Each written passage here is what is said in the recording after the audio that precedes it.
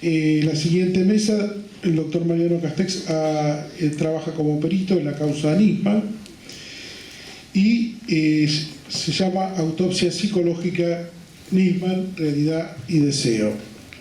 No sé quién. La palabra al doctor Castex. Bueno, buenos días a todos. Agradezco la invitación para participar. Y vamos a hablar de un tema que es candente. El título en realidad es ¿Deseo o realidad? Entonces es evidente que todo lo que no entra dentro de alguna de las figuras de deseos imperantes es rechazado.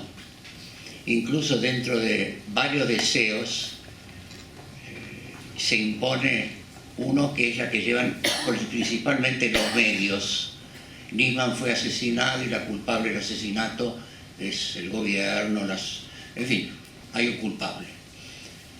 Pero la realidad, para los que hemos hecho toda la carrera de pericia dentro del cuadro, es que no hay nada que nos permita dar pie al deseo, sino únicamente desear que se esclarezca algo que parece que en la medida que transcurre el tiempo se va alejando, que es la verdad de lo sucedido. Yo estuve en la pericia tanatológica, o sea, en toda la larga pericia que demoró meses, en que se discutió toda la parte de que hablaba el cadáver, o sea, la parte que tenía que ver con la autopsia y todo, no con la criminalística, que fue otra pericia que no se integró. De ahí que se está clamando por una especie de reunión de un congreso, porque si seguimos juntando peritos vamos a terminar juntando una especie de... el congreso va a ser chico para reunir a la gente. En esa causa también se llegó a la conclusión que no había nada serio que permitiera decir desde el punto de vista tanatológico, no desde el deseo, desde lo criminalístico, no, desde lo tanatológico no había nada que permitiera decir que había habido otra persona presente y que esa persona hubiera procedido a ejecutar al fiscal. En realidad hubo un pronunciamiento de 14 peritos aproximadamente, al que yo me adherí, donde decíamos eso. En desacuerdo hubo dos peritos, que el doctor Raffo y el doctor Ravioli, que plantearon desacuerdos en temas secundarios, pero que sostenían que en base a eso se podía arguir que había habido un asesinato. Prácticamente era lo que se decía. Pasó el tiempo y tocó hacer la pericia psicológica.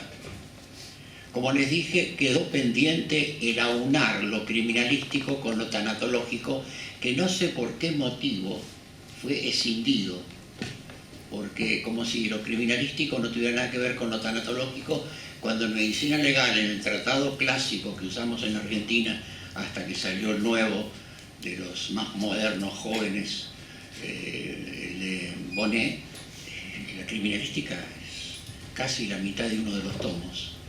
Y lo tenemos que saber.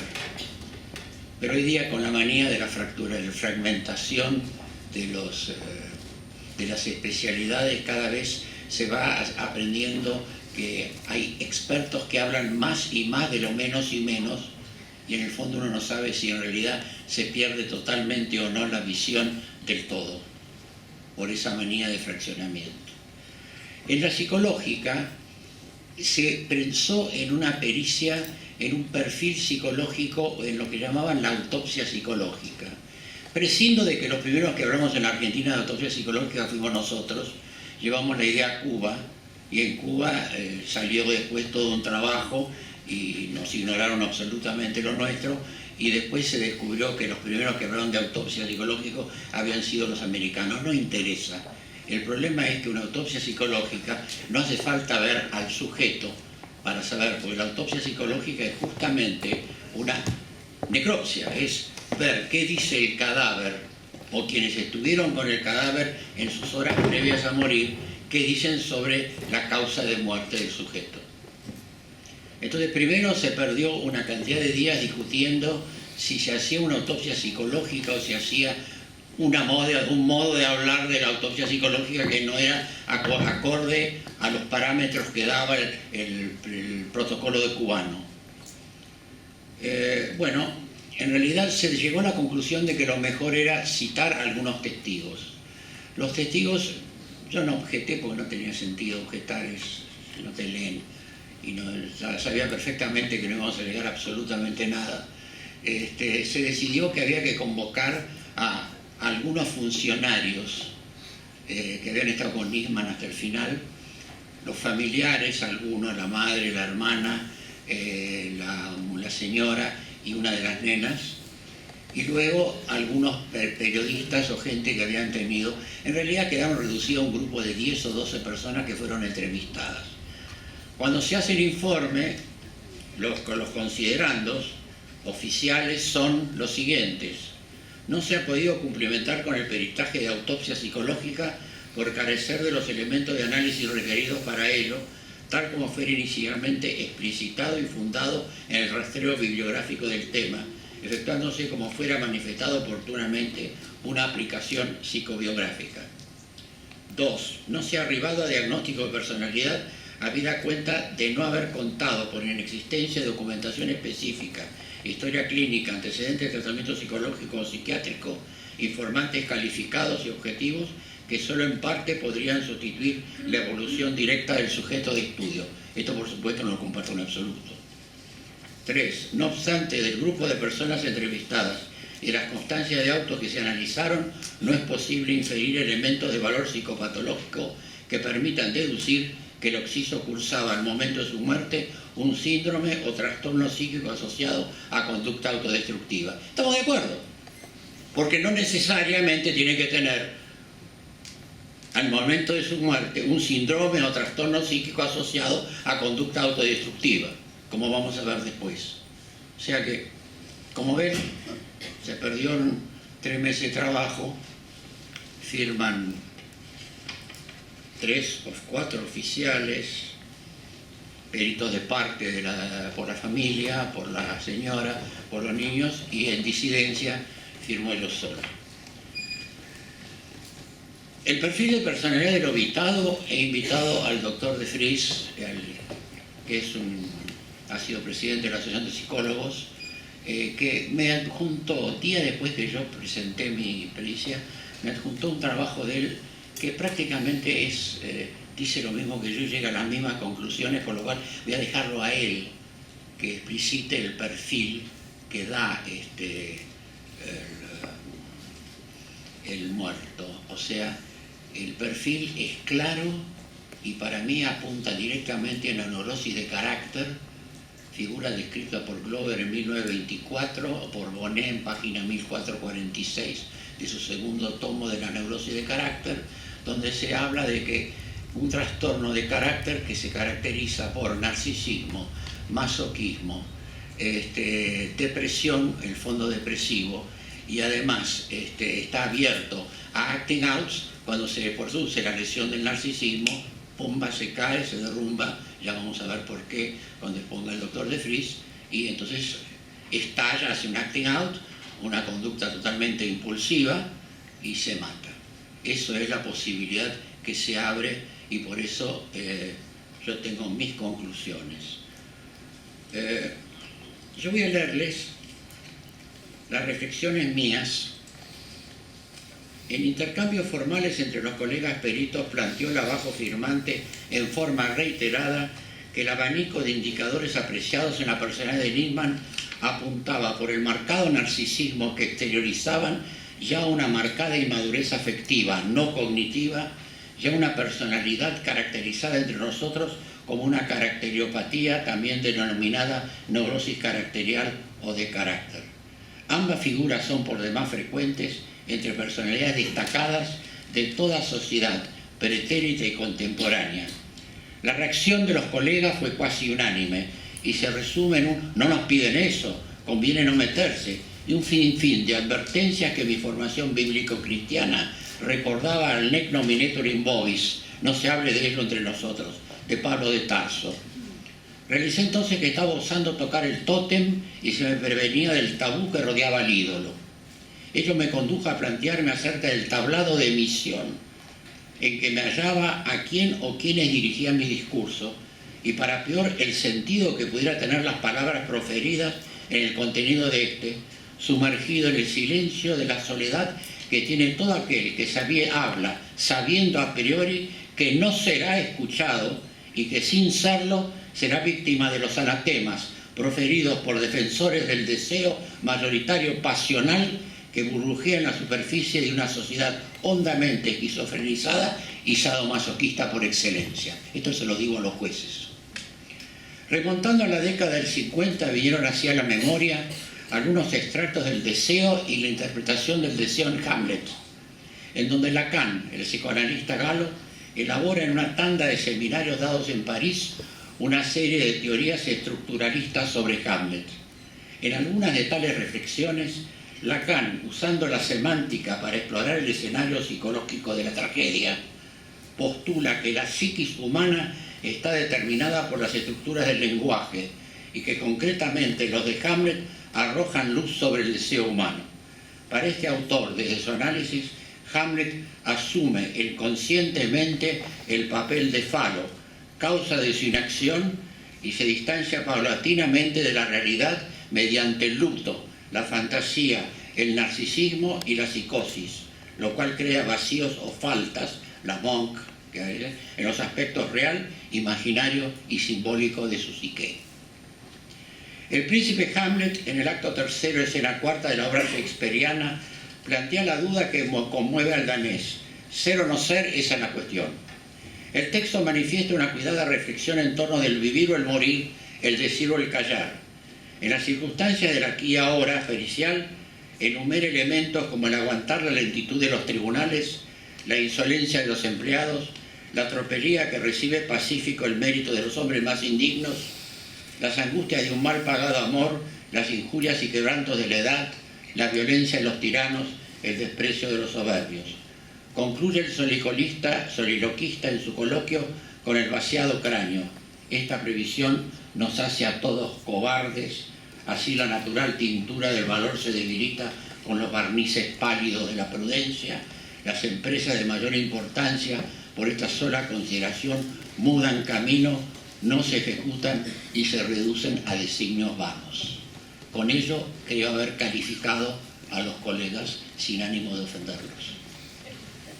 El abajo firmante ha optado empero por quebrar el tabú e interpretar debidamente su deber, pese a tener sus serias dudas en cuanto si acaso no está postrado en soledad en la puerta del castillo que describe Kafka, en espera del acceso a la ley o clamando por hallar al tribunal invisible.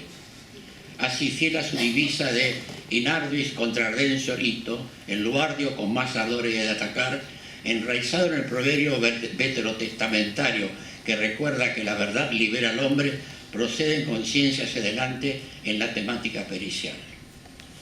Antonio Nisman, estamos de acuerdo, no revela tener personalidad psicótica ni psicopática o padecer de alguna proclividad que permitiera afirmar existencia en él de una definida o subversiente proclividad hacia la autoeliminación.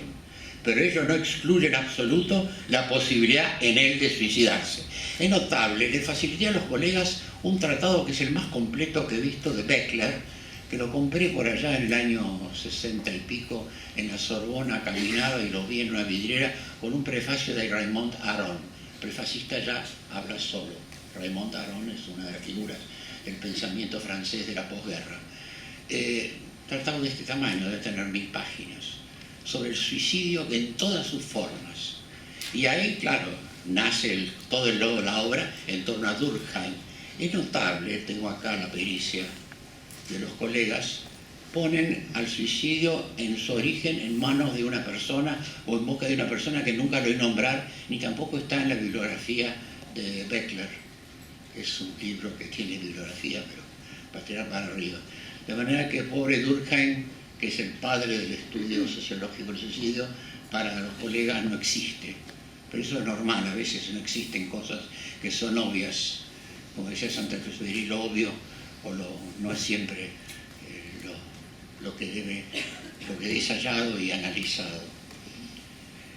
Entendiendo las clasificaciones internacionales que con la intención de aclarar y facilitar con fines epidemiológicos y coincidenciales la comprensión y el consiguiente tratamiento de las patologías, disfunciones, trastornos y o disturbios que presentan en el campo de la salud mental, pero que paradojalmente han dificultado en extremo el campo del diagnóstico clínico, por olvidar que no existen enfermedades sino enfermos, los indicadores de rasgo de personalidad de Nisman recuerdan, por cierto, la peculiar figura nosológica denominada por algunos caracteropatía o neurosis de carácter.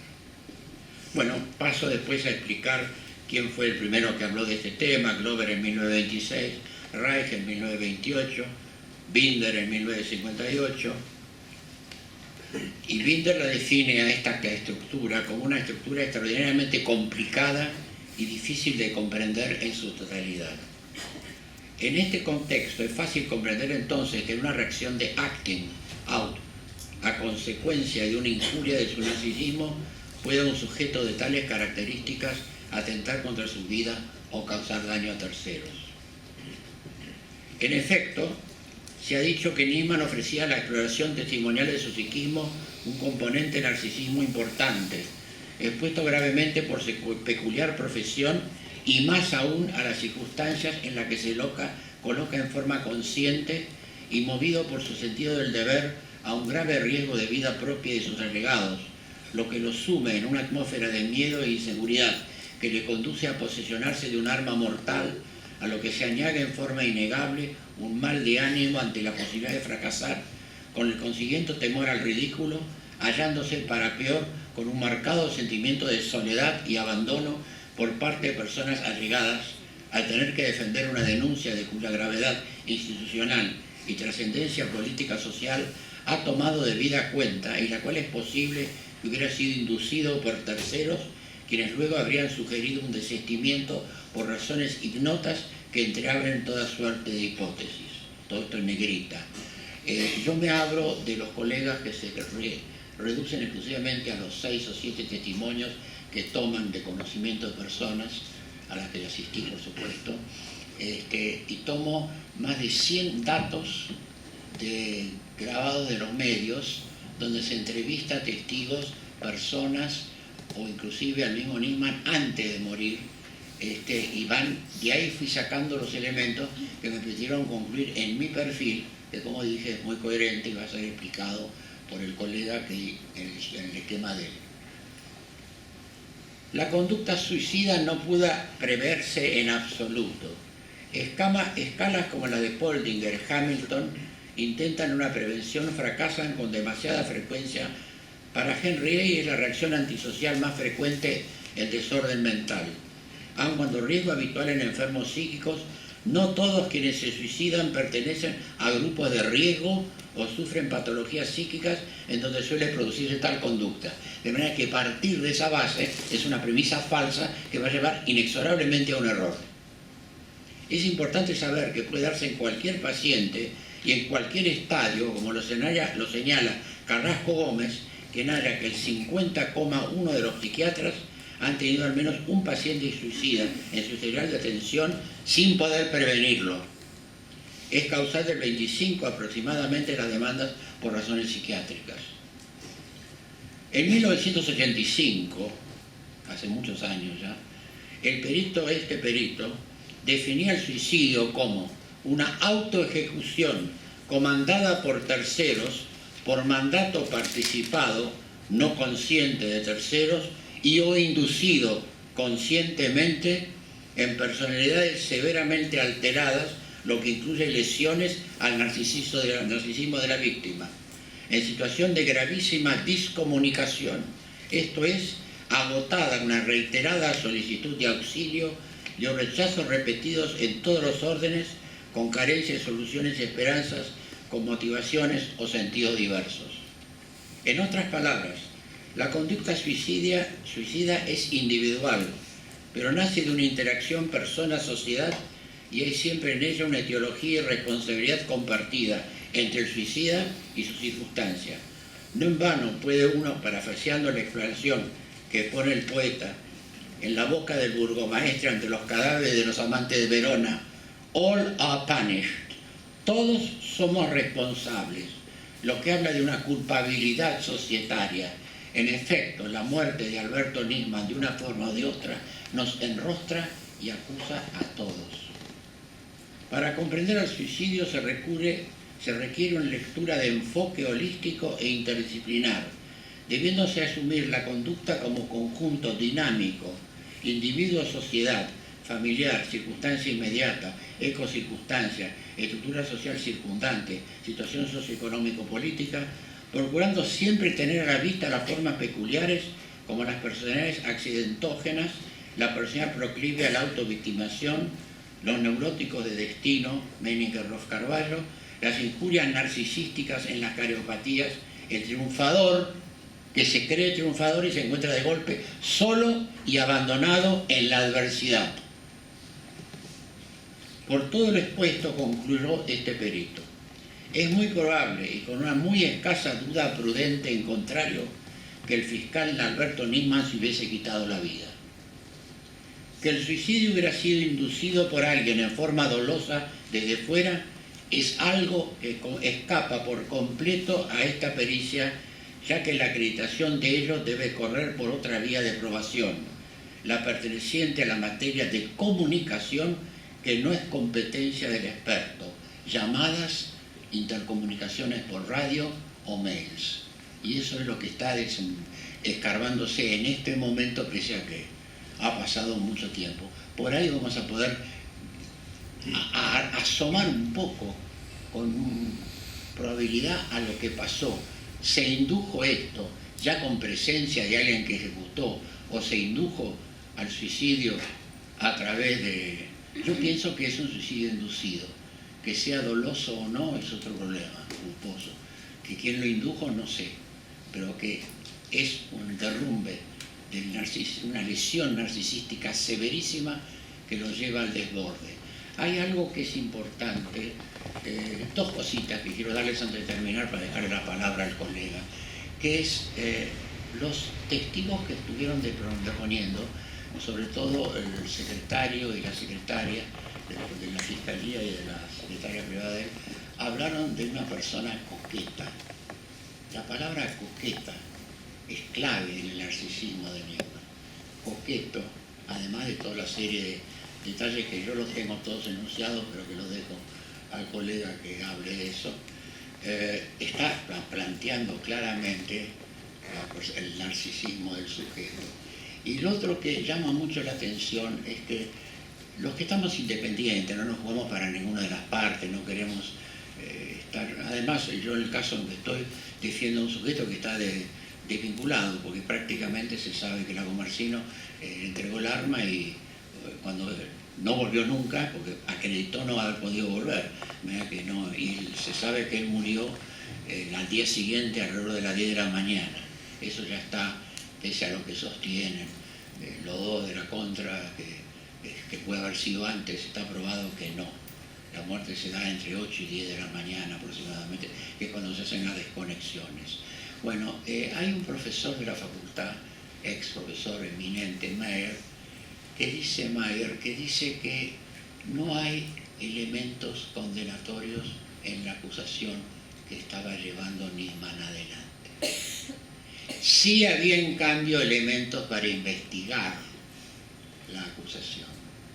No había elementos que permitieran emitir un juicio condenatorio, pero había elementos que justificaban un avance en una investigación. Desgraciadamente eso fue abortado en cuanto rechaza Rafecas seguir adelante con la causa de la acusación. Y eso es lo que tal vez pueda haber detonado en Nisman la lesión, además del miedo, tenía mucho miedo, en fin, ya van a ver las cosas que salen, pero esencialmente el derrumbe de lo que él creía que era un gol de media cancha, un triunfo, es lo que puede haber causado la lesión que conduce a esta figura que encaja perfectamente en su personalidad. Eso es lo que yo quería decir. Si alguno desea mi pericia está publicada en Facebook, y la facilito a quien la quiera, porque me gusta también, pero no he tenido tiempo de que se coteje. O sea, alguna vez hay que hacer, yo defiendo, no soy de justicia legítima, pertenezco al movimiento de justicia legítima sí, pero no así. O sea que estamos en una línea intermedia que creo que es la más sensata. Creo que esto vale la pena cotejarlo. Esto es lo oficial y esto es lo de una parte, una sola voz contra 14 o 15. Por supuesto no tuvo éxito, se lo mandé a varios periodistas y sacando alguno como Coleman que se interesó y me pidió el oficial. Este oficial lo tengo escaneado y creo que tiene acceso, es público, de manera que se puede, lo voy a facilitar al que lo pida. Facebook, mi nombre es Rey Lagarto 130, hotmail.com. Eso es el mail. Facebook es En Facebook, bueno, es Mariano Castex. Eso es lo que quería decir y ahora dejo en palabras de...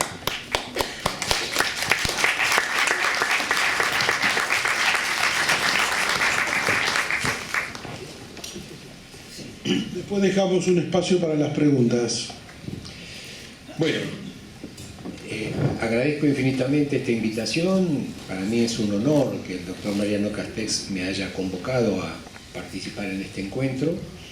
Es un desafío muy grande para mí, como lo fue para él, tener que dar su palabra contra 14 peritos que decían otra cosa.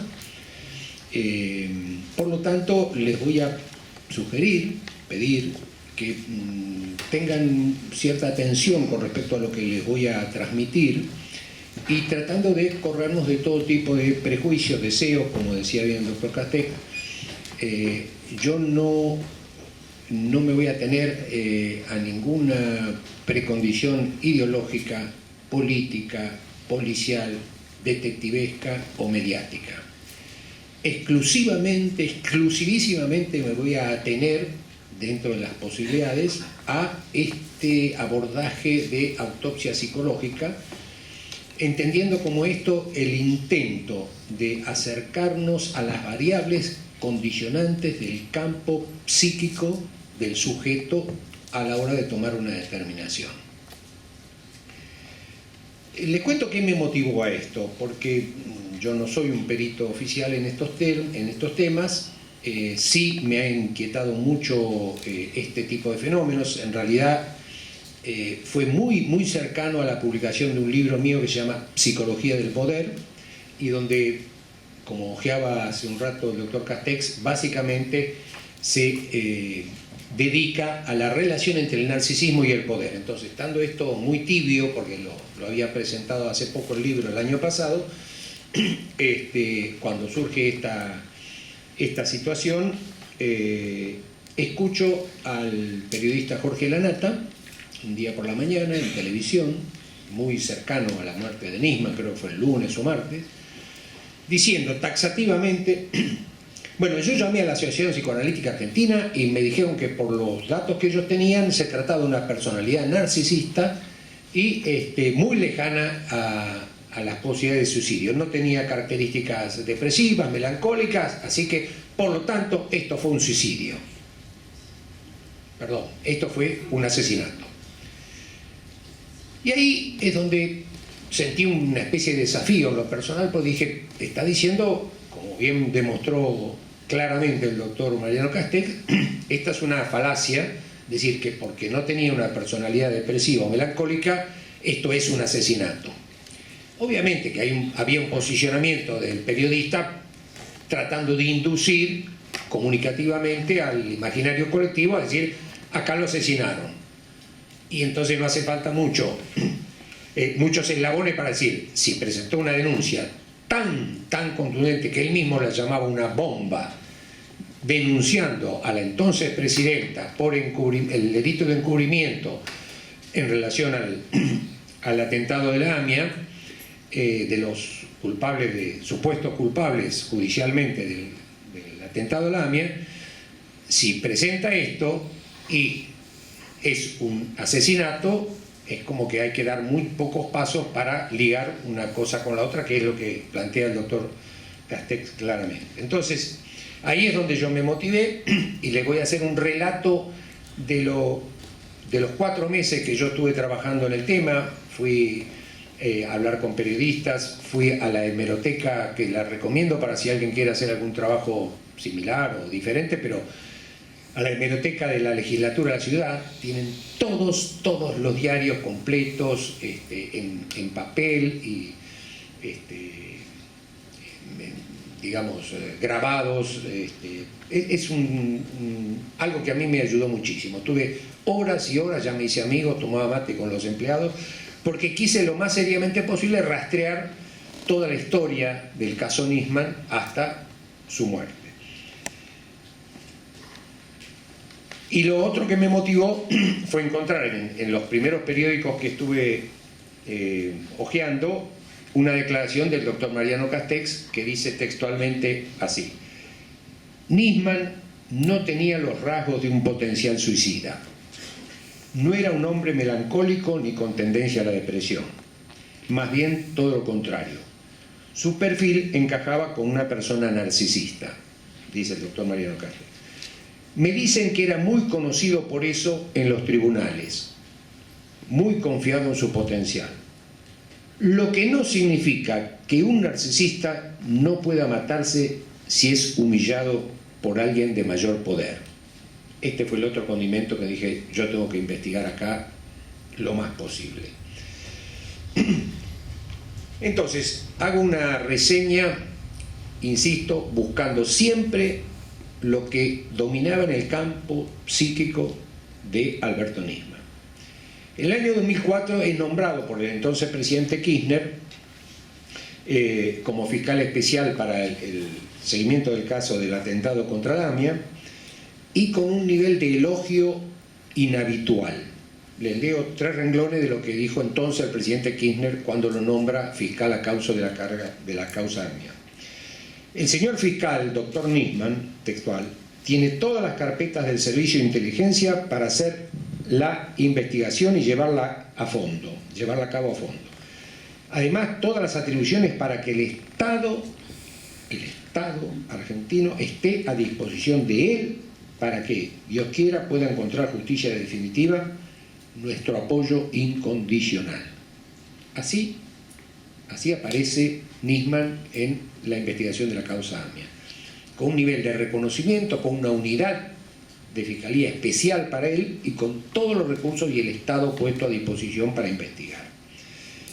No resulta difícil imaginar la vivencia de satisfacción y orgullo personal que pudo haber experimentado Nisman.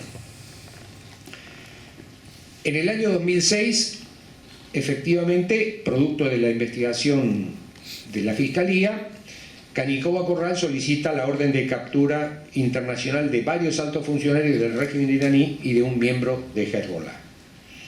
En el noviembre del año 2007, la Asamblea General de Interpol termina aprobando por amplia mayoría la solicitud de la justicia argentina de la captura internacional de 5 ex altos funcionarios del gobierno de Irán y de un miembro de Hezbollah. Uno de los expositores en dicha asamblea fue el fiscal Nisman. Consecuentemente, Interpol dispone las famosas alertas rojas, que después él hace una referencia muy fuerte en su denuncia. La figuración y protagonismo de Nisman continuaba en ascenso. Tanto en el 2007 como en el 2008, el presidente Kirchner, y en 2009 y 2010, la presidenta Cristina Kirchner reclamaron firmemente en la Asamblea General de la ONU la colaboración de la justicia iraní para la acción de la justicia argentina referida a la causa Damia. Efectivamente, como también señala el doctor Castex, en tribunales, y yo me entrevisté con algunos conocidos, otros no tanto, penalistas, abogados penalistas, y decían que, con distintos términos, que Nisman se regodeaba paseándose por tribunales o pasando por tribunales con un gran pavo real, como una persona marcadamente narcisista. Pero esto empieza a resquebrajarse. En el 2011 aparecen palabras del periodista Pepe Leayev, que dice que se estaría revisando el tema de los atentados.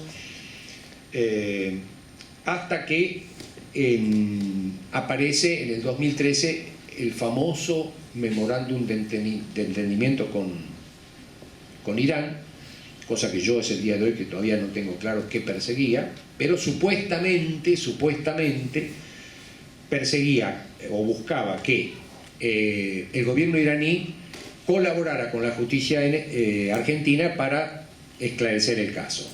Muchos tenían serias dudas de que eso pudiera ser así, yo también, pero esta es la manifiesta, y después aclaro por qué esta aclaración de cuál era la intencionalidad manifiesta de ese memorándum de entendimiento que nunca llegó a firmarse.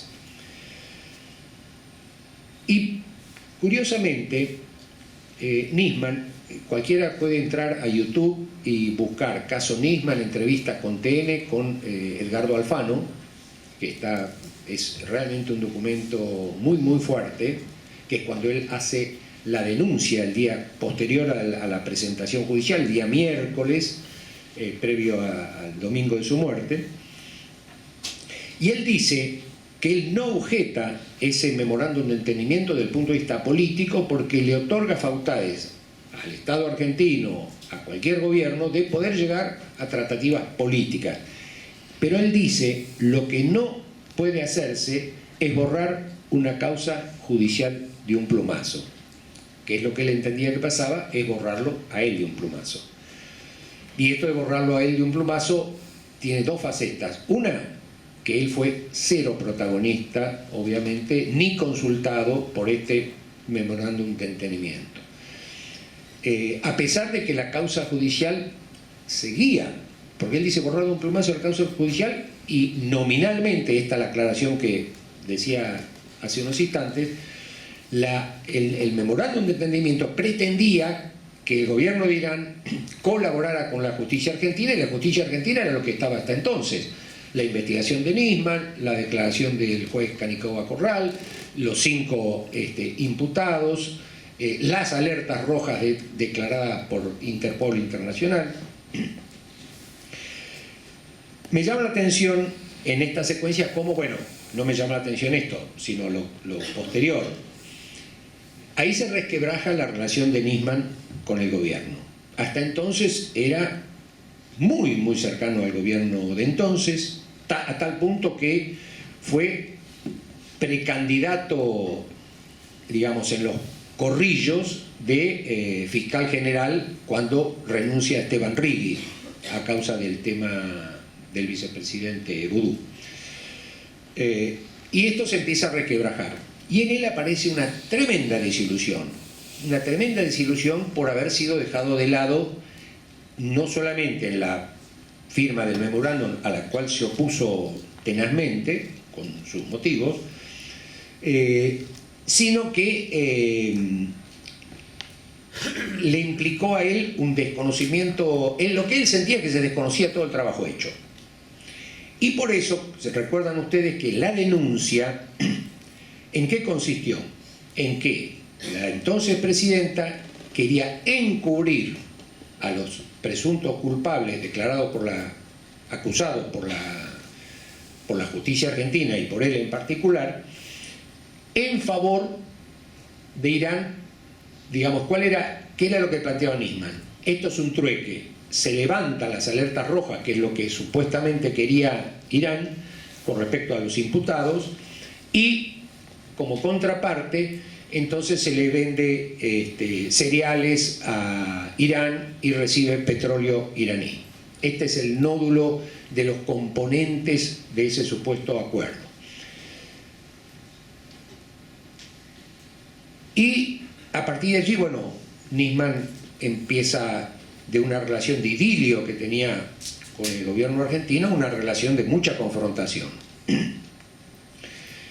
Marta Nercellas, que fue la abogada del único juicio a la AMIA llevado a cabo en la Argentina, que era conocida, bastante cercana a Nisman, ella comenta que hacía unos 8 meses, cuando ya se produce el deceso de Nisman, hace unos 8 meses me manifestó que iba a hacer la denuncia en relación al tema, y que le dijo textualmente Nisman: eso lo voy a hacer después de que la presidenta deje el poder, porque si no van a creer que es un golpe institucional, antes de que apareciera en primer plano ya la situación por la causa, por el tema del memorándum de entendimiento.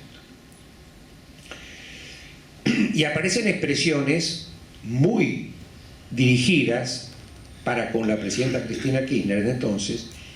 Por ejemplo, a Lagomarsino le dijo, textualmente Lagomarsino, con esto me la llevo puesto a Cristina. Y cuando se sorprendió Lagomarsino, según su relato, de semejante denuncia, y que si tenía en cuenta las consecuencias que eso podía traerle, el impacto de denunciar a una presidenta en ejercicio de un delito, dice, vos también me salís con eso, como que estaba con algunos interlocutores, como supongo que la abogada que mencioné anteriormente también le habrá dicho, bueno, pero sabés en la que te metés. Entonces, que él tenía previsto esta denuncia, pero dice después de que deje el poder para que no parezca un golpe institucional. Entonces, ¿qué determinó el apresuramiento en la denuncia? Gracias. Seguramente muchos recuerdan que él estaba de vacaciones con su hija y que abruptamente decide dejar a su hija con su madre, o sea, con la ex mujer de Nisman, la jueza Arroyo Salgado, el día lunes 12 de enero, pensando en retomar 4 días después, o sea, el viernes 16, tenía pasajes para volver a Europa, porque él pensaba ir a Suiza a esquiar con su hija. Para no ser extensos, muchas cosas dan para suponer que él tenía o la presunción o la información o la sospecha de que en esos días podía ser dejado cesante en su cargo por la entonces actual procuradora Giles Carbó. Entonces, muy probablemente él haya tenido o una información de algún servicio secreto o alguna información de tribunales de que corría el riesgo de ser dejado en su cargo. Y ahí entonces produce este primer acto impulsivo de dejar a su hija, venir rápidamente, presentar la denuncia y aquí empieza lo que yo entiendo como una especie de carácter de revancha personal que él tiene para con lo que sintió un descrédito y una desconsideración de todo su trabajo y a raíz del memorándum. Yo advierto un cierto goce de un próximo protagonismo que él advierte que va a tener a partir de la denuncia, que él mismo decía a sus allegados que es una bomba. Fijémonos lo siguiente, horas antes de presentar la denuncia, escribe por WhatsApp lo siguiente: este es un mensaje de difusión masiva para un pequeño grupo de amigos y allegados que no siguen el día a día de mi actividad. Es simplemente informativo. Por favor, no responder. Debí suspender intempestivamente mi viaje a Europa con mi hija. Imaginarán lo que eso significa, pero a veces en la vida los momentos no se eligen, si las circunstancias suceden es por algo. Esto que voy a hacer ahora, su denuncia, no lo dice, igual iba a ocurrir. Yo ya estaba decidido hace tiempo que vengo preparando esto, pero no lo imaginaba tan pronto. Sería largo de explicar ahora, como ustedes ya saben, las cosas suceden y punto, así es la vida. Lo demás es alegórico. Algunos sabrán de lo que estoy hablando, otros algo imaginarán y otros no tendrán ni idea. Hasta dentro de un rato, horas antes de la presentación. Me juego mucho en esto, todo, diría. Pero siempre tomo decisiones y hoy no va a ser la excepción. Y lo hago convencido. Sé que no va a ser fácil, todo lo contrario, pero más temprano que tarde la verdad triunfa y me tengo mucha confianza. Haré todo lo que esté a mi alcance, bueno, será justicia, bueno. Y aclaro por si acaso, no enloquecí ni nada parecido. Le dice a este grupo de WhatsApp de personas cercanas. ¿Qué necesidad hay en una persona de hacer un preanuncio enigmático por WhatsApp a sus allegados de lo que va a hacer al día siguiente, cuando ya faltaban horas? Esto fue una tarde y el miércoles por la mañana presentó la denuncia. Yo estoy poniendo que el nivel de ansiedad prácticamente lo estaba desbordando. Otro elemento de anticipación. sale la cara de él, el rostro de él en la revista Noticias.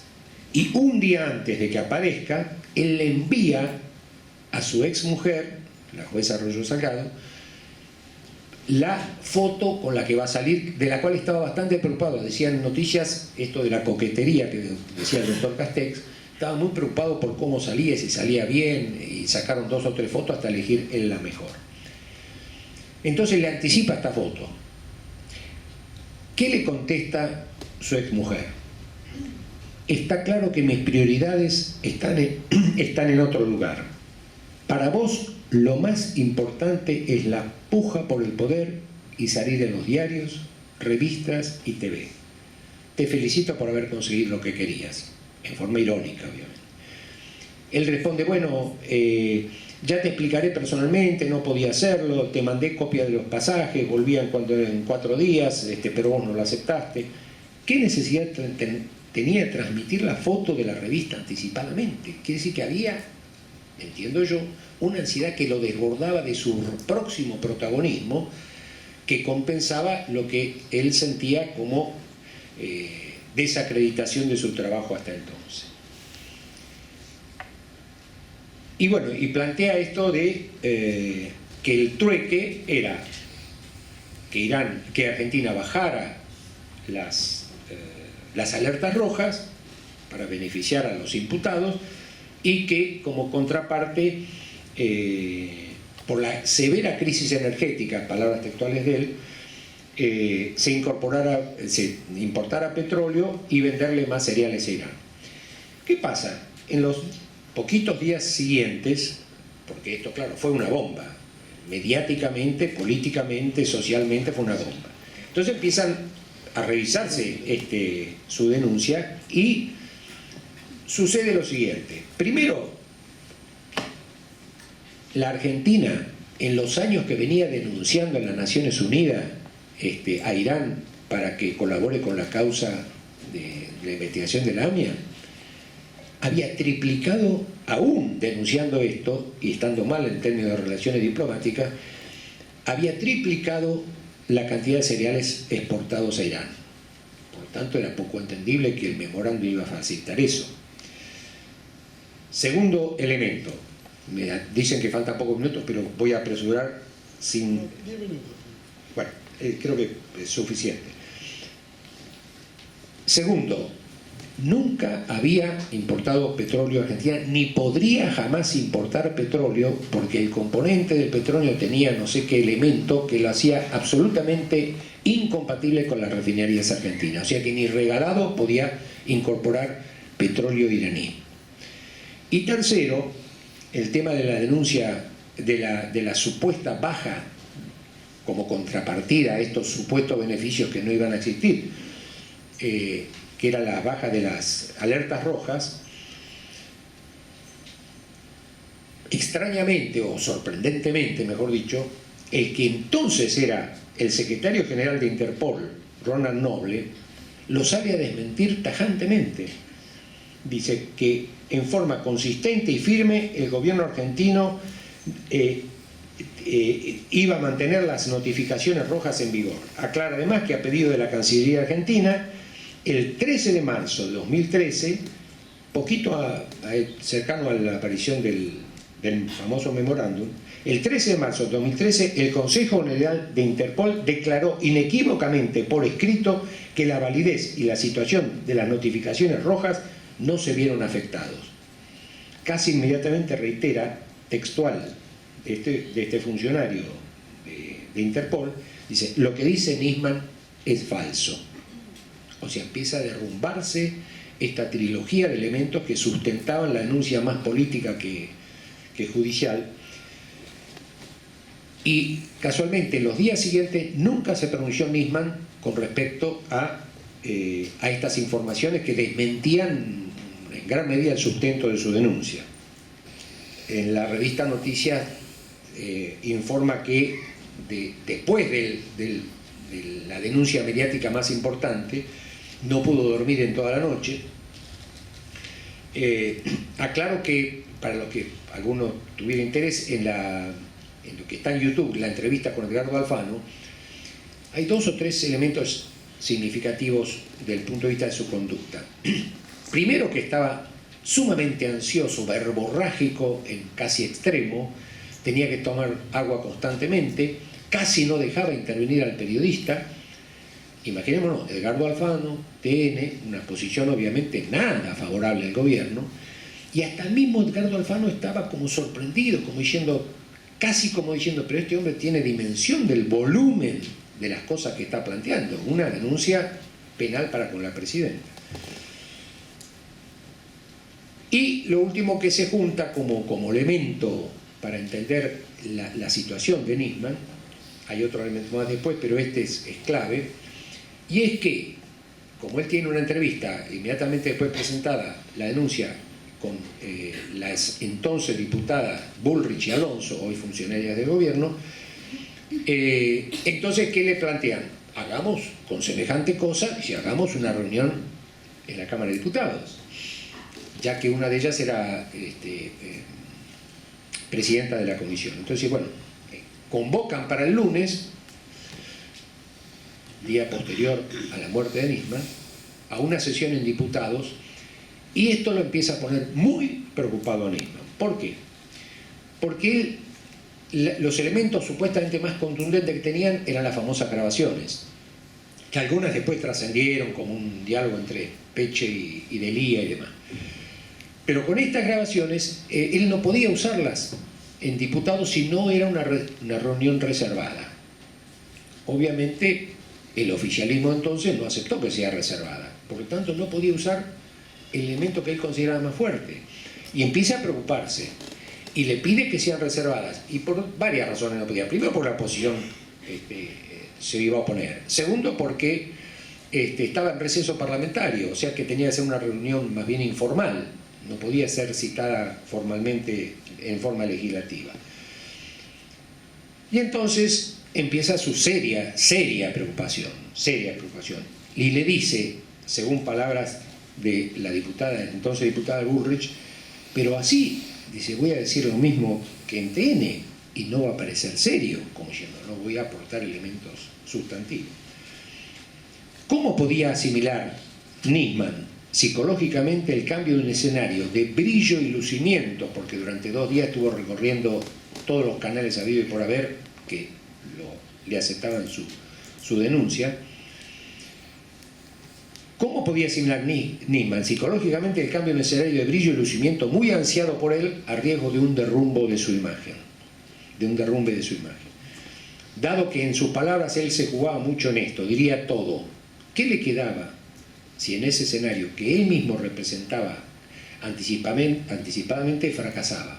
¿Qué quedaba? Nada.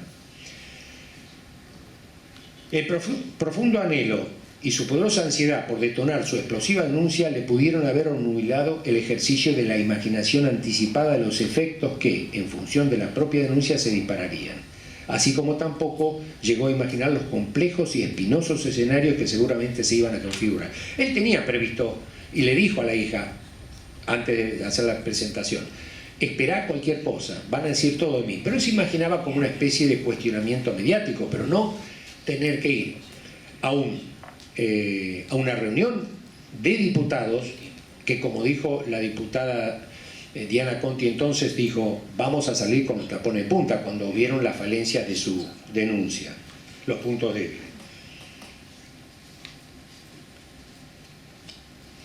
Bueno, y lo otro, el último elemento, con esto voy terminando, el último elemento que lo acuciaba era el tema de sus hijas.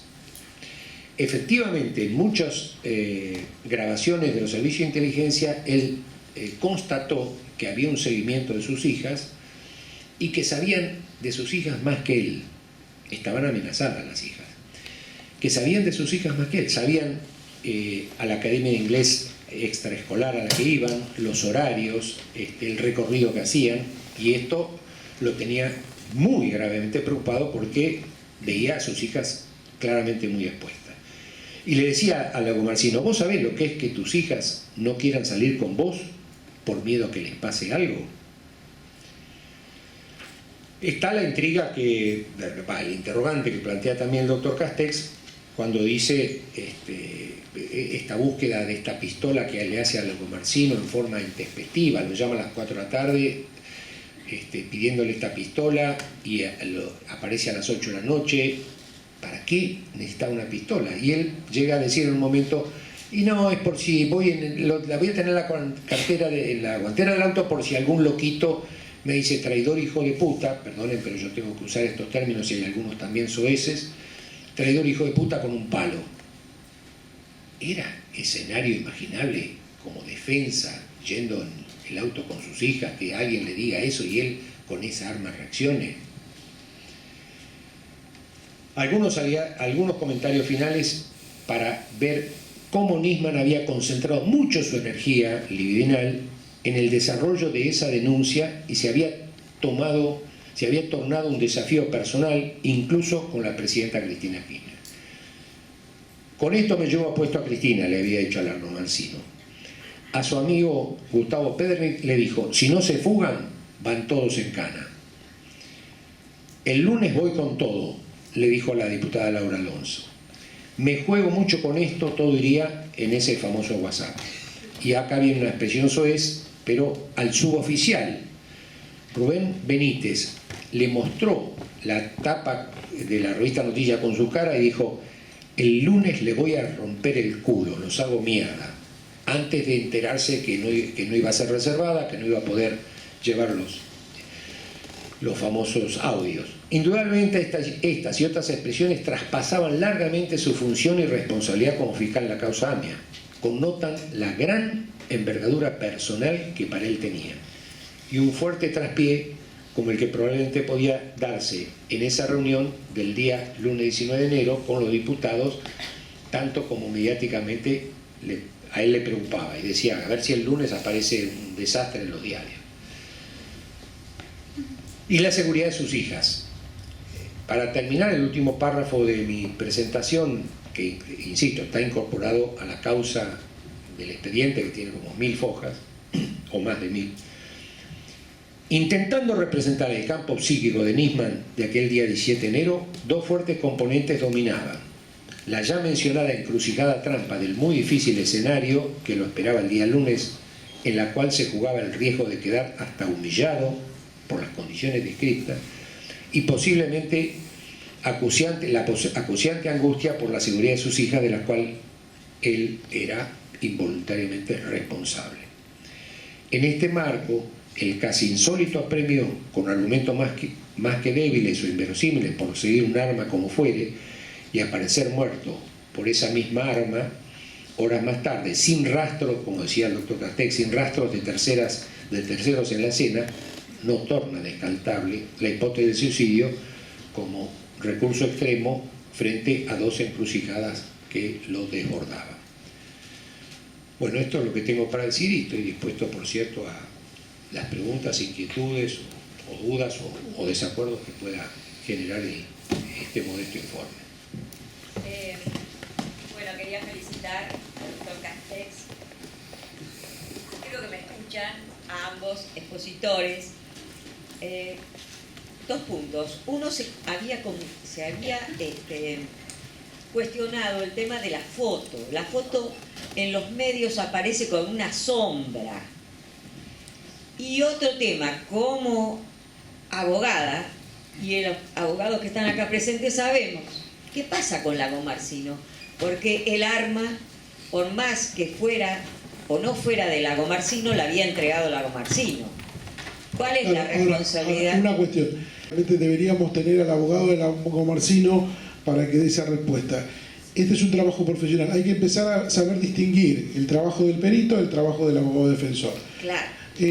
Pásenle el micrófono a la persona. Porque todos sabemos que el arma es la que decide doctora, cuál es la implicancia de la responsabilidad del asesino. Bueno, eso es claro, eso es materia jurídica. Nosotros somos peritos. Buenas, ¿qué tal? Soy la otra delegado del Perú. Quiero hacer una pregunta al doctor Castex. Cuando usted ha hablado que el motivo del suicidio de Nisman tiene que ver con la herida profunda desde el punto de vista de ser un narciso, ¿verdad? Coincido perfectamente, estamos de acuerdo. Lo que me llama la atención es el segundo aspecto que habla el doctor, ¿no? Que digamos que la presión tan fuerte que está sintiendo Nisman, sabiendo que sus hijas están en peligro, porque de repente han sido amenazadas, conocen todos los detalles de ella. Sin embargo, me pongo a pensar si realmente el riesgo ya no había sido calculado. Segundo, ese peligro que implicaba en sus hijas era un motivo para un suicidio en un Narciso. Quiero saber su opinión, doctor Castex, si es que está clara la pregunta. Sí, el miedo es un componente, pero al lado Miedo a de él, pero a es las un hijas. componente más, es un indicador, es una causal, concausal de varias causales, pero la esencial es el derrumbe de su figura gloriosa, que ve caerse al no poder plantear su imagen como él quería. Pues Ese es justamente por ser Narciso, el miedo es a esa humillación hacia él, no tanto a que maten a sus hijas, lo cual por supuesto afecta, pero la parte más profunda es no que maten a las hijas, porque bueno, eso a un Narciso no le afecta tanto, sino lo terrible que es para él haber buscado tanto escándalo y que todo le salga nada. Eso es lo más importante, ¿no? Eso es lo más importante, estoy de acuerdo. El Totalmente miedo de de los acuerdo. chicos es... Quería saber lo de lo otro, porque como había escuchado al doctor también, me parecía que a mi modesto criterio, en una personalidad, digamos que narcisista, no era tan... ese temor a la muerte de las hijas no era tan importante, precisamente por su narcisismo.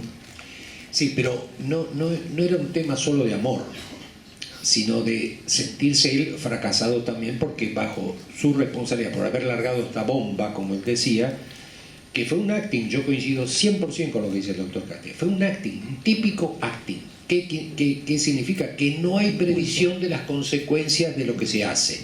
Entonces él se imaginaba así alguna disputa que le iban a cuestionar, el oficialismo, etcétera, pero no se imaginó este tipo de cosas. Entonces la preocupación por las hijas, además de que era un concausal, era un elemento también de su derrumbe personal, porque él estaba al final exponiendo a sus hijas frente a algo que lo había puesto en primerísimo plano mundialmente, porque esto salió en muchos medios del mundo, y próximo a un fracaso, a un previsible fracaso, como él estaba temiendo seriamente de que el lunes iba a caer en una trampa y iba a quedar muy mal parado porque no iba a poder justificar esta bomba denunciante. Esto es el elemento central. Por eso hago yo, primero, cómo se regodeaba narcisísticamente con el nombramiento y el elogio del entonces presidente Kirchner.